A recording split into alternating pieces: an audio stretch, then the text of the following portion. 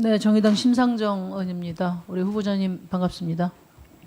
네, 미국에서는 스포츠 심판이나 판사를 저지라고 부르는데 대법관만큼은 저스티스라고 불러요. 예. 그 이유가 뭐라고 생각하십니까?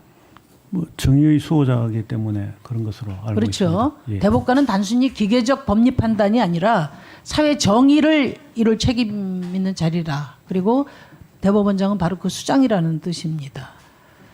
또 대법원장은 대통령과 국회의장에 이어서 대한민국 국가 서열 3인데 행정부와 입법부는 국민 다수 의사가 반영되는 선거를 통해서 선출돼서 다수파 기관이라고 하죠. 근데 사법부는 국민에 의해서 선출되지 않는 비다수파 기관입니다. 그래서 행정부나 입법부와 달리 사법부가 가지는 본연의 역할이 뭐라고 생각하십니까?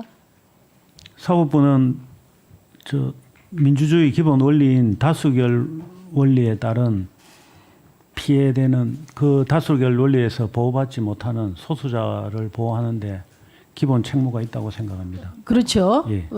다수 지배의 사법부의 소수의 보호가 더해져서 민주주의가 완성되는 것이죠. 예, 그렇게 생각합니다. 저를 한번 보십시오. 이 자리가 소수자의 자리입니다. 예. 저는 오늘 국민 여러분 앞에서 이균용 후보자가 재판 기술자가 아닌 사법 정의를 실현할 저스티스이고 또 사회적 약자 보호라는 시대적 사명을 감당할 수 있는 적임자인지를 판단하겠습니다. 그 이균용 후보자께서는 윤석열 대통령이 카르텔을 척결하겠다 이렇게 천명하고 계신 걸 알고 계시죠? 예, 알고 있습니다. 대한민국 사법부는 카르텔에서 자유롭다고 생각하십니까?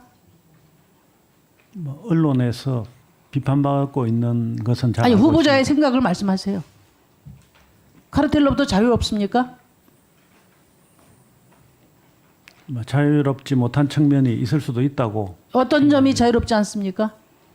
국민들의 요구에 법원이 가지고 있는 조직 원리들에 의해서 쉽게 그걸 수용하지 못하는 측면이 있지 않나 생각하고 있습니다. 그래서 답변을 피해 가시는데요. 후보자가 소속돼 있었던 민사판례 연구에 여기는 사법고시와 연수원 성적 1, 2등만 지목해서 폐쇄적으로 이렇게 아름아름 들어가는 곳이라는 얘기를 들었어요. 후보자도 1등을 하셨나 봅니다.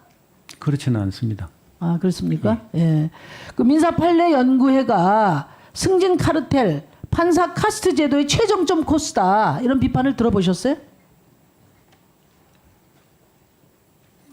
그 부분은 제가 직접 들어보지는 못했습니다. 그러니까 얼마나 세상과 담을 쌓고 사셨습니까, 그러면? 예? 그러니까 지금 민사판례 연구회 변호사 회원 중에 약 절반인 23명이 김앤장 소속이고 모두 판사 출신이에요. 교수 중에는 서울대 교수가 27명으로 특정 인맥이 몰려 있는 게 사실이에요. 이게 경향신문 보도를 제가 인용한 겁니다. 그리고 후보자 아들이 대학교 1학년 때 학부생 때 김앤장 인턴을 해서 이제 많은 의원님들이 지적을 하셨는데 김앤장에는 로스쿨생도 인턴하기가 굉장히 어렵다고 제가 얘기를 들었어요. 근데 학부생 인턴이 있는지는 이번에 처음 알았습니다. 어떻게 들어갔습니까? 제 아들이 군대에 들어가려고 휴학을 해가 와가지고 친구들하고 해가 들어간 것으로 저는 알고 있습니다. 어떻게 들어갔냐고요, 그러니까. 저는 그 부분을 전혀 알지 못합니다. 그 정직하셔야 되거든요. 김앤장이 저한테 제출한 자료를 보면은 뭐라고 돼 있냐? 학부 인턴의 경우에 문의가 많다. 그런데 별도 공고는 하지 않는다. 그리고 심사위원회도 따로 두지 않는다. 그러면 공고도 하지 않고 심사도 안 하는데 도대체 어떻게 관심법으로 알고 들어갔습니까? 그러면 결국은 아빠 찬스를 이용해서 들어간 거죠. 정직하게. 저는 그렇게 그러니까 생각하지 않습니다. 예? 그렇지 않습니까? 아니 제 아들이 미국에서 친구들을 사귀어가지고 그러니까 미국에서 공부하다가 이제 방학 때 여기 와가지고 그런 스펙 공동체까지 이렇게 이제 아빠 찬스를 가지고 이루어지는 거죠. 그러니까 저는 이 법관 카르텔이 어른들의 전관 공동체를 넘어서 자녀들의 스펙 공동체까지 나가고 있는 명백한 정황이라고 저는 보고요. 그러니까 특권 동맹이 지금 세습되고 있는 겁니다. 예? 야, 이렇게 아빠 찬스로 인턴하고 논문 쓰고 스펙 쌓고 고위 엘리트 족벌 공동체 이게 대한민국의 평 평범한 청년들에게 얼마나 큰 박탈감과 좌절감을 주는지 대법원장 후보자는 알고 계십니까? 제 아들은 전혀 저와 관련해가 들어간 것이 아니고 독자적으로 들어간 것으로 저는 알고 있습니다. 그거 가지고 따지진 않겠습니다. 그 세상 길 가는 사람 삼척동자한테도 물어보세요. 그러니까 저는 적어도 우리 대법원장 후보자께서 2030 청년들로부터 신뢰받는 대법원장이 되긴 좀 어렵겠다 이런 생각이 듭니다. 그리고 또 하나 이제 지금 그 재산 형성에 대해서 많은 얘기를 하고 있는데요. 자료 좀 띄워줘 보세요. 그러니까 임명이 되시면 역대 대법원장 중에 재산 1위, 제일 부자 대법원장이 되실 것 같아요. 물론 재산이 많은 것 자체가 문제라는 얘기는 아닙니다. 그런데 재산 형성 과정에서 의혹도 많고 위법도 많고 모르시는 것도 많아요.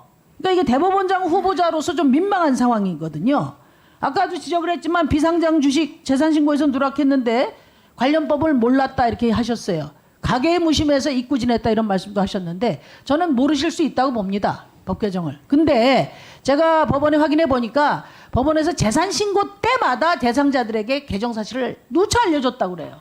그러면 그걸 모르셨다면 그건 가계에 무심한 게 아니고 법관 윤리에 무심한 거 아닙니까? 그거는.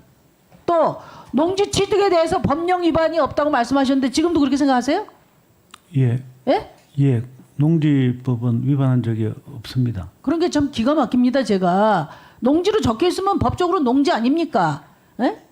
본인도 판결에서 잡종지로 사용돼도 농지는 농지라고 하셨어요. 그 본인 판결한 걸 한번 뒤져보시기 바랍니다. 그래서 저는 법 위반도 문제지만은 더 큰 문제는 이 후보자 이런 태도라고 생각해요. 법관에게 고도의 도덕성이 요구되는 게 왜 그렇습니까? 자신만 비난받으면 되는 게 아니라 다른 사람의 범죄 위법을 제재하는 위치에 있잖아요. 사법 전체의 신뢰에 문제를 영향을 준다 이겁니다. 저는 이 답변 태도를 보면서 이 답변 태도가 하여튼 회피로 일관하고 그다음에 또 이게 정확하게 인정하고 반성하진 않아요. 우기고 석연치 않은 범죄를 둘러대고 회피로 일관한단 말이죠. 이런 자세를 보면은 엄격한 법리적 판단을 통해서 사법 정의를 실현해야 할 대법원장의 수장으로서 자격이 의심되지 않을 수가 없습니다. 예, 수고하셨습니다.